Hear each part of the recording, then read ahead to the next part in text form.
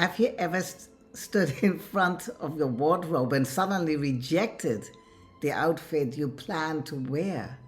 That moment may reveal more about you than you think.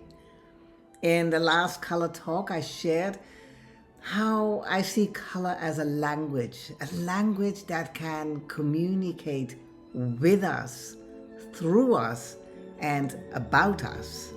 It's not a one-way communication. To me, color is alive. It is constantly moving, communicating, and responding. Color is energy, and energy is always in motion. It transfers and transforms. So when we look at emotions, we can see a similar pattern. In fact, emotions can be described as energy in motion. Something happens and it triggers an emotional response within us. Sometimes it's an uplifting emotion, such as joy or excitement or gratitude. And at other times, it may be sadness or grief or disappointment or frustration. And so, as human beings, we experience a wide range of emotions throughout our lives. And during difficult periods, we can sometimes discover emotions we did not even know we were carrying. Although these experiences are not always pleasant, they are part of what makes us feel alive. They remind us that we are human. And perhaps one of the gifts of experiencing sadness or loss or grief is that it allows us to appreciate love, happiness, and gratitude even more deeply than, well, when they return.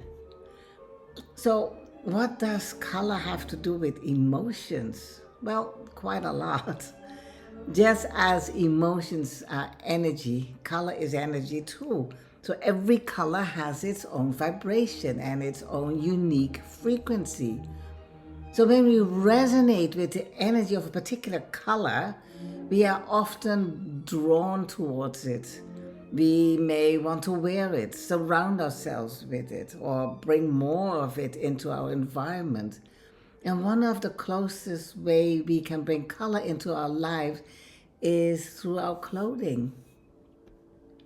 Our color choices often reflect what is happening within us, even when we are not consciously aware of it. So let me give you an example. You receive an invitation to a party that will take place in a few weeks' time. As soon as the invitation arrives, you already know what you're going to wear. Then the day of the party arrives. You open your wardrobe, look at the outfit you had chosen, and suddenly it just doesn't feel right anymore.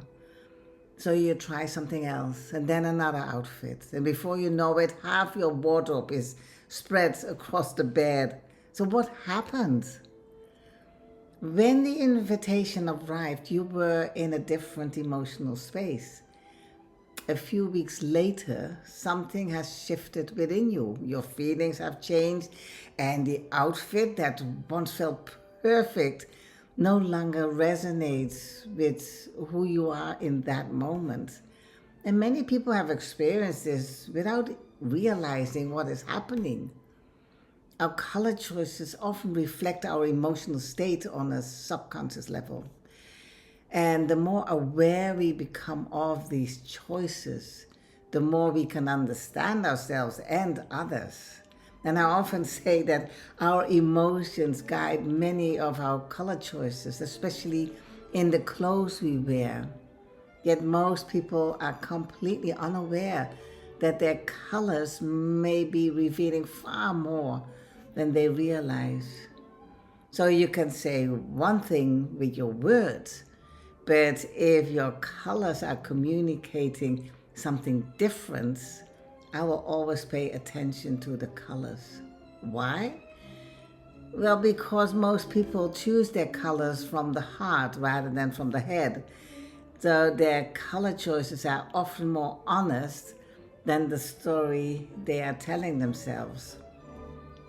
And of course, there are times when people choose colors intellectually rather than intuitively.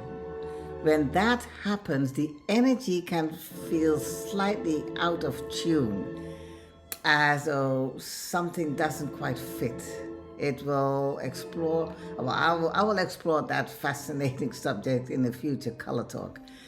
But for now, I just want to invite you to simply become aware of the connection between your emotions and your color choices.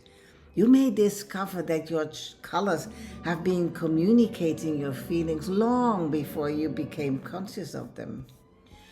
And in my next color talk, I will explain why, if you want to become more aware of color, sometimes the first thing you need to do is look down. So, I have a question for you. Which color have you been drawn to lately? And what do you think it might be saying about your emotions?